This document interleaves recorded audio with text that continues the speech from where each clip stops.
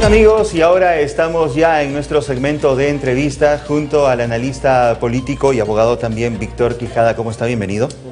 Nuevamente con nosotros para hablar sobre coyuntura política en nuestro país, que dicho sea de paso por estos días se ha vuelto bastante movida y que cada día se ve aumentado por diversos hechos. Por ejemplo, algunos relacionados con los dimes y diretes que se dan nuevamente entre el Ejecutivo y el Legislativo. ¿Cómo está, Víctor? Cuéntenos. ¿Cómo estás, Ismael? Buenas tardes. Bueno, en general ha sido un año bastante movido, ¿no? En el ámbito político, la situación, digamos, que alcanza el pico del escándalo ha sido con la vacancia del presidente, la asunción del nuevo presidente, el tema de los audios y las detenciones preventivas que se han dado. Y bueno, en verdad ha sido un año bastante movido y que no se sabe cómo irá a acabar, porque sabemos de que posiblemente se le revoque la detención a Keiko.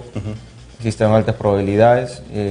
También no se sabe qué irá a pasar con el tema de García. Parece que le van a dar o le van a pedir detención preventiva. Y esperando también que se ratifique al equipo que está con el fiscal Vela y bueno, el fiscal Domingo Pérez, quienes conforman el equipo del Ministerio Público que está viendo el tema lavajato, ¿no? Esperando que el 14 de enero comiencen las declaraciones allá en Brasil. Esperemos que este equipo se siga manteniendo y también estamos esperando el tema de la implementación de las reformas del referéndum, ¿no? Como las leyes orgánicas, las directivas, los reglamentos y sobre todo los sistemas administrativos y de gestión pública que se van a tener que implementar el próximo año, ¿no? Una de las preguntas precisamente del referéndum tenía que ver con el tema del financiamiento de los partidos políticos. Días antes del referéndum que se llevó a cabo el 9 de diciembre, el Congreso de la República había aprobado una ley que precisamente tenía que ver con eso, algo que el presidente de la República criticó en su momento como una suerte de, digamos, situación fuera de lugar. Lo dijo con un término bastante fuerte, pero a ello ha respondido el vocero de Fuerza Popular, Carlos Tubino, que ha llamado dictador al presidente de la República, luego ha suavizado la expresión diciendo que tiene actitudes dictatoriales. Vamos a escuchar las declaraciones del congresista Carlos Tubino, que dicho sea de paso, es vocero de Fuerza Popular. Ver qué procedimiento se sigue contra él, si una denuncia ante el Poder Judicial o, por otro lado, una denuncia administrativa al oficial mayor. ¿Contra quién? ¿Contra el presidente del Congreso la denuncia? Oficial mayor. Pero contra el presidente del Congreso. Eso es otro tema que se vería en el Consejo Directivo. ¿Por qué no denunciarlo a quien infringe el reglamento? Por eso vamos a analizar el tema, pero vamos a dar los pasos que sean necesarios, pero acá no se puede incumplir la misma sentencia del tribunal, pero tampoco se puede imponer el presidente del Congreso actuando de una forma totalmente irregular sobre los acuerdos que se toman, sobre todo el Consejo Directivo. Dictatorial, como en un momento... ¿También no hay responsabilidad en la Comisión de Constitución que tuvo tiempo para ver este tema? Mira, para eso están los estamentos y el reglamento del Congreso. Si una comisión ha demorado el tema para los ojos del presidente del Congreso, a pesar que sabe en qué ha estado involucrada esa comisión, entonces le mandaron un documento. ¿Dónde están sus documentos? No han mandado ni un documento a la... Si actúa solo, como usted está señalando y lo han señalado algunos congresistas de su bancada, ¿qué tipo de actitudes son esas? Que actúa en una forma que se estaría contagiando de tener ese tipo de actitudes que hemos censurado. ¿Qué actitudes? Actitudes dictatoriales, o sea que él desee, pasando por encima de lo que dice el reglamento del Congreso. ¿Está actuando como un dictador para usted, señor Salaverry? No es que sea un dictador, ¿Está actuando como pero si una persona que tiene que hacer respetar el reglamento del Congreso, que tiene que hacer cumplir, en este caso, y estamos todos de acuerdo en lo que indica la sentencia del Tribunal Constitucional, pero el Tribunal Constitucional ha puesto dos palabras claves, ha dicho, sí, usted puede formar nuevas bancadas, debidamente fundamentado. Eso se tiene que operativizar, esas dos palabras. ¿Eso se ha operativizado? No. O sea que yo mañana aparezco y digo, hago un cálculo, ¿no? Bien, ahí estaban las declaraciones del congresista de Fuerza Popular, Carlos Tubino, que de alguna manera llamaba al presidente como una persona que tenía actitudes dictatoriales, luego de haberlo llamado dictador directamente. ¿Por qué? Porque nuevamente se dan situaciones de confrontación en el Congreso de la República. Esto es así que está sucediendo en momentos en que el presidente había solicitado de pronto que haya consenso y diálogo. Entre ellos hay estas palabras desde el Congreso de la República, pero hay algo que también es importante que el señor Tubino ha dicho, de que aparentemente no se está dando el respeto y el lugar adecuado al legislativo como poder del Estado. Bueno, las declaraciones del congresista Tubino siempre no son acertadas, ¿no? No es la primera vez que él declara cosas que son de una manera cuestionables. Y bueno, fiel a su estilo, lo que podemos ver es de que él está diciendo que el presidente es dictador, lo cual yo no comparto su idea, porque hay que recordar que el presidente está tratando de impulsar las reformas que nadie ha querido hacer. Se vienen otras reformas importantes que de repente con esta popularidad que él tiene va a poderlas lograr. Esperemos nomás de que como ya no existe, eso sí, yo donde coincido es el hecho del contrapeso, ¿no? De que el legislativo ha quedado muy debilitado y ya no es esa oposición de antes. Entonces lo que esperemos es de que no haya un desbalance del poder, sino que el tema es el equilibrio y que no vaya a ser que de repente con el tiempo el poder lo nuble, ¿no? Entonces, al menos a la fecha, al día de hoy, el presidente está tratando de impulsar las reformas importantes. Esperemos que esto se plasme en la práctica. Yo no creo que el presidente sea un dictador, porque ha sido elegido en democracia, bajo el sistema y las reglas que nosotros tenemos. Es sumamente desafortunado. Sí, es exagerado, pero evidentemente él está tratando de aplicar el principio de autoridad. Y es más, el hecho de que el legislativo haya perdido peso es culpa de ellos mismos, ¿no? Recuerdo, creo que la semana pasada estuvimos conversando aquí mismo, ¿no? y llegamos a la conclusión de que es el APRA y el FOGEAPRIS no es quien, a través de los excesos que cometía, los cuestionamientos y que no dejaba avanzar a la gestión, ha llevado a esta situación en la cual ha perdido totalmente el piso del legislativo, ¿no?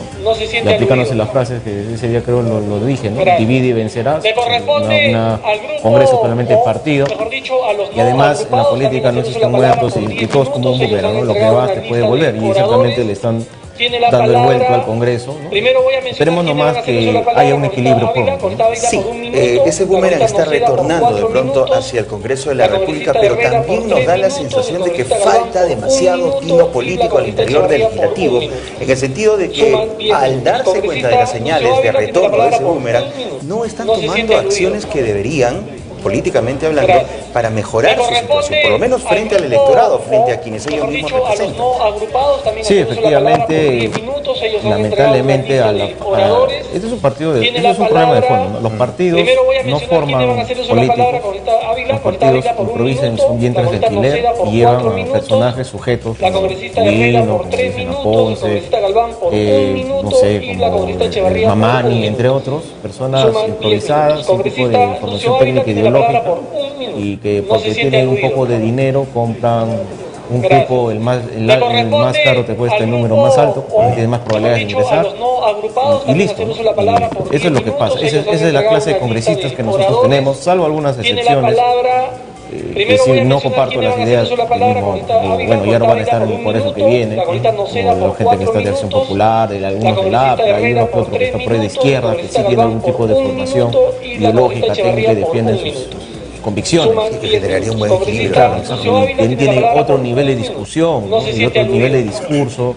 que lleva a otro tipo de reflexión frente a ese Congreso conformado por algunos de PPK, conformado por el A de Acuña, conformado por Fuerza Popular, donde la mayoría son personas que no saben lo que es ahí, que más que todo van a defender sus lobbies personales, sus comercios, sus empresas constructoras y en sus provincias respectivas, y eso es lo que se dedican, ¿no? Y lamentablemente, no, como están más distraídos en sus temas personales, hace ver que dejen de lado la discusión verdadera de solucionar y de emitir leyes que sean en favor de la población, ¿no? Que es lo que se debería ir. Ha terminado ya el tema del referéndum, no ha habido una campaña como se esperaba, como suele suceder en situaciones electorales, pero hay quienes han calificado esta situación como un circo, como es el caso del expresidente Alan García, que se ha vuelto demasiado expresivo luego de lo que sucedió en Uruguay.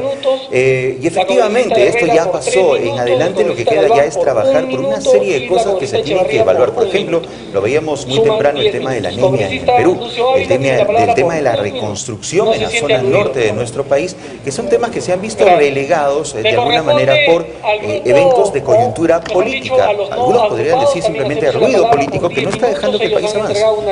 Sí, efectivamente, pero yo coincido con los asesores del presidente en el hecho de que no se pueden solucionar los problemas de gestión como anemia, reconstrucción, más presupuestos a las regiones, lucha contra la pobreza, el narcotráfico, si no se tiene la casa ordenada. Y si es que no tenemos un clima político, por lo menos que permita gobernanza y gobernabilidad.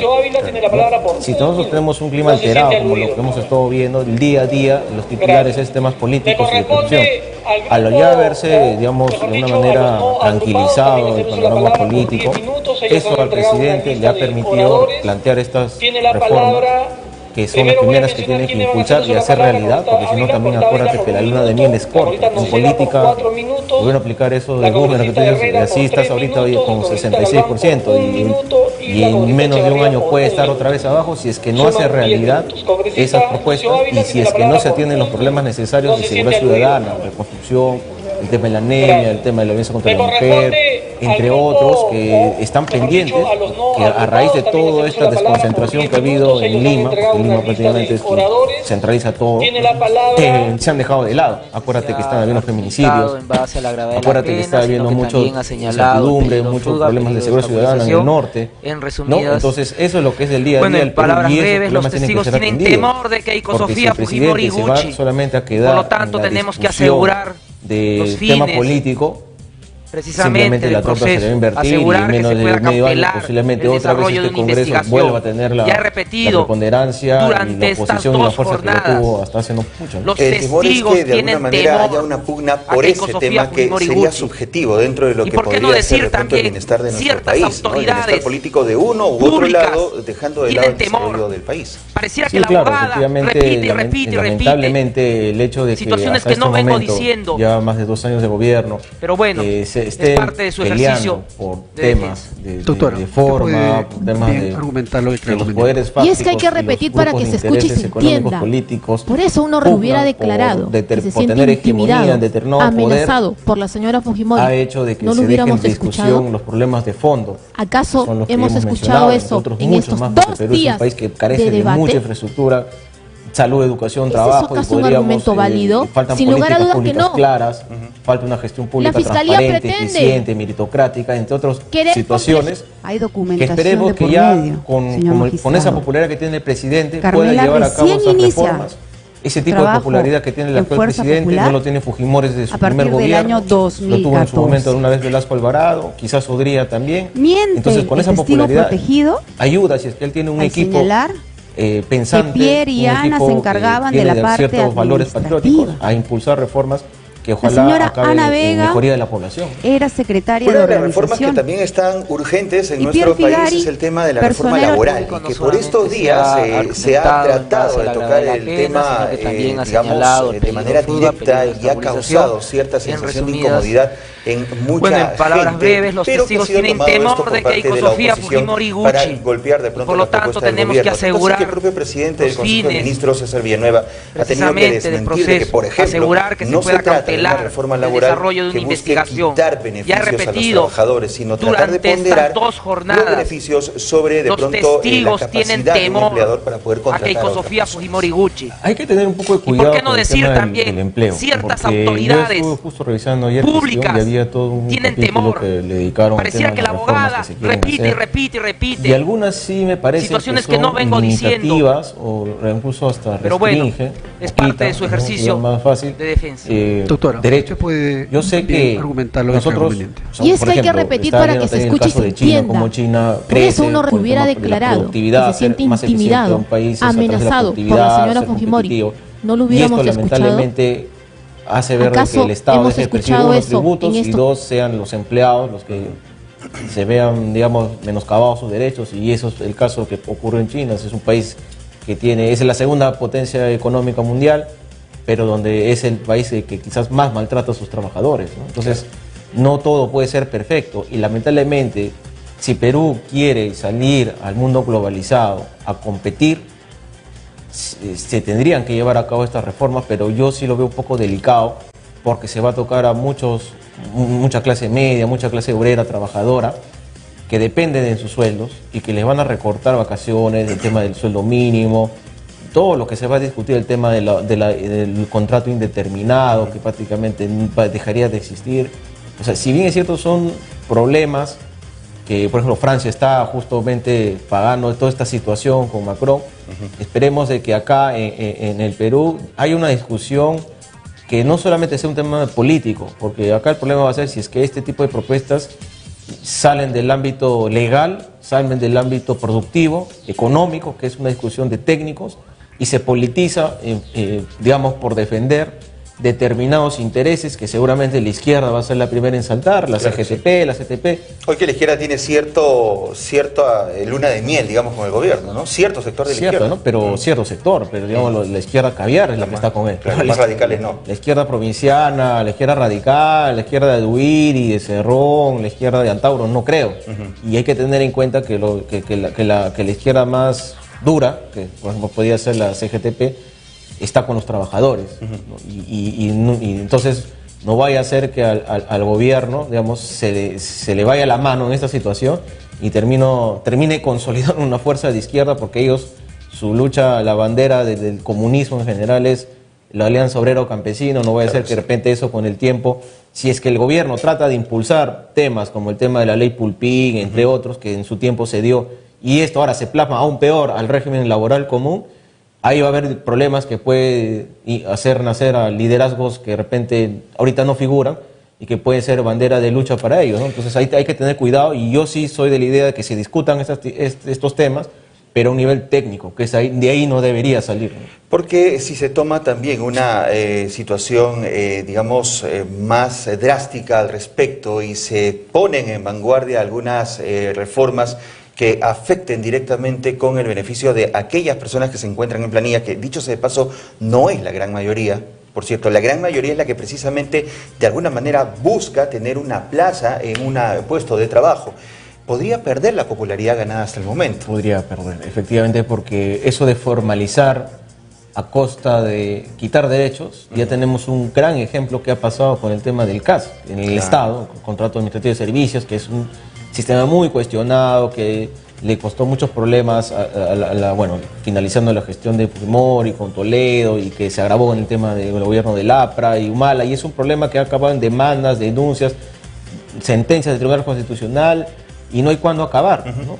Y entonces ahí tendríamos que revisar, pero yo sí, Ismael, soy de la idea de que esto se discuta a un nivel técnico, legal, económico, de productividad, que obviamente los resultados sean transparentes y que se vea lo que es mejor, porque si bien es cierto, a mí o cualquier ciudadano nos conviene estar formalizados con nuestro contrato de trabajo indeterminado, nuestros beneficios sociales, laborales, vacaciones, aguinaldos, sueldos completos y gratificaciones, que son derechos reconocidos en la ley y reconocidos en nuestra Constitución, pero es mejor, o sea, viendo en un punto de vista del ámbito del análisis económico del derecho y de la eficiencia, es mejor ser un formal, o sea, un trabajador con contrato con algunos beneficios o con ninguno, porque acuérdate que la mayoría de empleados o trabajadores son chambeadores, como se dice, ¿no? Son chamberos, ¿no? O sea, no son trabajadores, chambean de lo que hay, son locadores, emiten su orden de servicio. Los que trabajan en el Estado trabajan por orden de terceros, que es una especie parecida a ser locador, y la mayoría es independiente. Entonces no existe esta población que trabaja, pero que no tiene ese contrato de trabajo que anhelarían, como tú bien lo has mencionado. Debería de alguna manera ser, digamos, impulso de qué es mejor, ¿no? ¿Qué es mejor para ellos? Tener algún tipo de beneficio, por lo menos un seguro, o simplemente seguir siempre como están con su recibo por honorarios, que no da ningún tipo de beneficio. Y que se evalúe la situación no solo a nivel de beneficios políticos, sino a nivel de beneficios para el país en general, que es lo que corresponde. No, pues la fuerza productiva. Acuérdate que Perú es uno de los pocos países del mundo que tiene una gran capacidad productiva, que no le estamos sabiendo aprovechar, porque la mayoría de pobladores en nuestro país somos jóvenes, estamos entre los 17 hasta los 40 y tantos años, que es, digamos, es considerado joven como fuerza laboral. Claro que sí.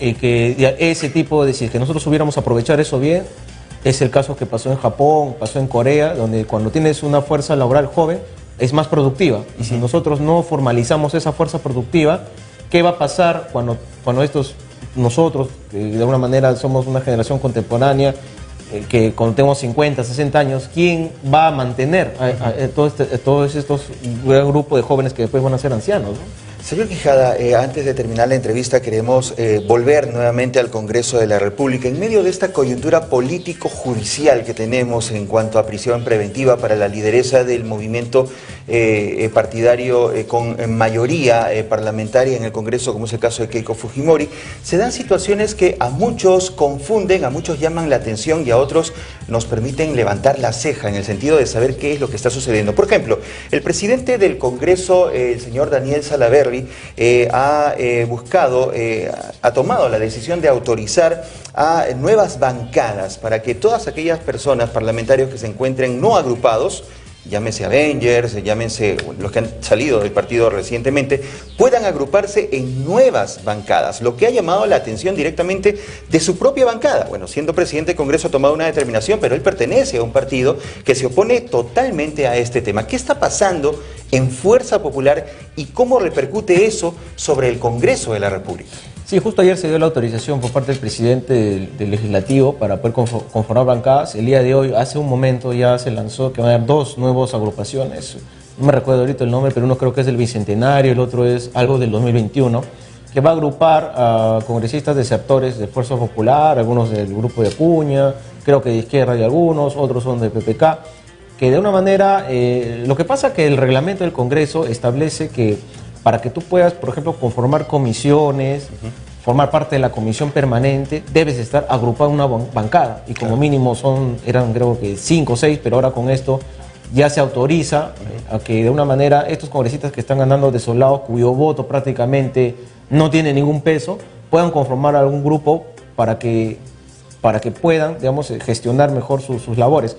¿Por qué es importante la necesidad de tener bancadas o agrupaciones? Porque en el Congreso siempre hay discusiones de leyes, temas políticos que requieren consenso. Y entonces, cuando tú tienes muy dividida, porque obviamente todas las personas pensamos distintos, pero al momento de ver agrupaciones, al menos de repente no por un tema político, ideológico, pero al menos de nombre, va a permitir nombrar representantes por cada bancada y ellos, y esa discusión ya no se dispersa, sino es un pronunciamiento por cada grupo. Entonces, la mayoría, la democracia, aplicando democracia, la mayoría primará sobre lo que dicen otras personas y este representante irá llevando la voz, como la Junta de Portavoces, entre otros, en donde podrán tomar decisiones más equilibradas y con más consenso, porque lo que se busca en el fondo con las agrupaciones es llegar a un consenso, porque a veces las discusiones se centran mucho en el discurso, se centra mucho en las palabras, en las formas, y cuando en verdad debería ser un balance y un consenso, que es lo que puntos en común que se buscan, ¿no? Totalmente de acuerdo. La pregunta del día en nuestro programa el día de hoy es si se está de acuerdo con una encuesta que señala que Keiko Fujimori y Alan García son los políticos con mayor desaprobación. ¿Qué opina usted sobre esto? ¿Cree que ellos se han ganado a pulso de pronto este título de ser los políticos con mayor desaprobación? ¿Cree que en verdad hay una situación de conspiración en contra de ellos, como están argumentando casi al unísono? Bueno, en política no existen muertos. ¿No? Ni hay coincidencias. No existen coincidencias, nadie dice hilo sin algún tipo de conveniencia. Y efectivamente sí, yo veo que hay una gran presión mediática por desprestigiar a estos dos líderes, que si bien es cierto, el APRA, digamos, bueno, Alan García, porque el APRA es una institución más grande que debería renovarse, pero hablando específicamente de Alan García, es el único que pudo llevar 2 veces al gobierno, a un partido histórico. Sin embargo, cometió muchos errores y lo que él está pagando es consecuencia de sus propias acciones.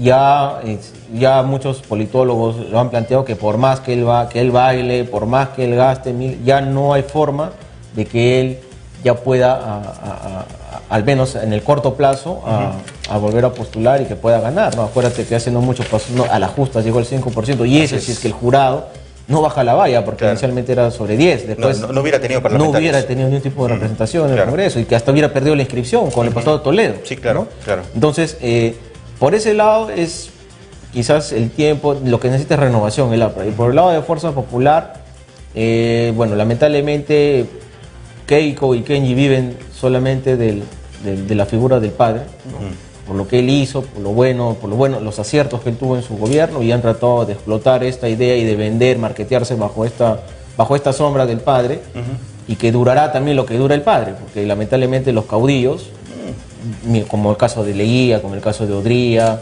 por ejemplo, el mismo Velasco Alvarado. Hay referentes históricos, claro, exactamente. No es lo mismo con la persona viva que con la persona cuando ya no está, ¿no? Entonces, durará lo que dure la vida del expresidente, y si es que ellos no saben renovarse, replantear sus ideas y ser una derecha consolidada, porque lamentablemente la diferencia, por ejemplo, entre la izquierda y la derecha es que la izquierda siempre se ha preocupado por dar formación académica, ideológica.